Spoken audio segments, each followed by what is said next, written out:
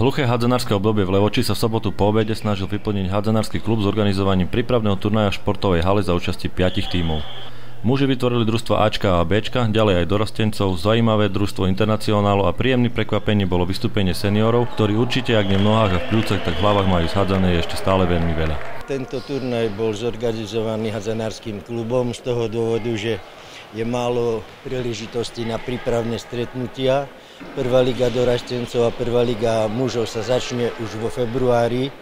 Mali sme predbežne dohodnutý prípravný zápas s Poliakmi, ale títo odriekli, takže sme narýchlo pripravili taký turnaj, aby si zahrali aj bývalí hráči a teda aby muži aj dorastenci aspoň trochu nejaké zápasy mohli hrať. Turnaj sa hral systémom každý s každým, jeden zápas trval 15 minút hrubého času. Výsledky ani nie sú tak podstatné ako fakt, že začiatok odvetnej časti hádzanárskej súťaži sa blíži a tento turnaj ako tak nahradil absenciu prípravných zápasov. No pre úplnosť predsa len spomenieme poradie družstiev.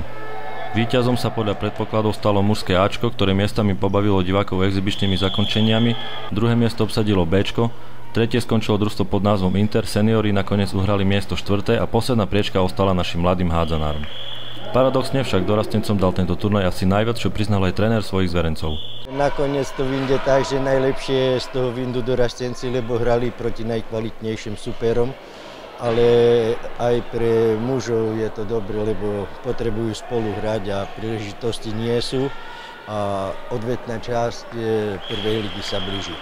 Na záver ešte hádzanársky klub zagratuloval svojim oslávencom, Majovi Zavadzkému k 35. narodeninám a Maťovi Malíkovi k okrúhlej 30. My sa takisto pripájame a želáme veľa športových úspechov a veríme, že tak ako v minulom, i tento rok budú naši hádzanári svojimi výkonmi zaplňať športovú halu a baviť svojich verných fanúšikov.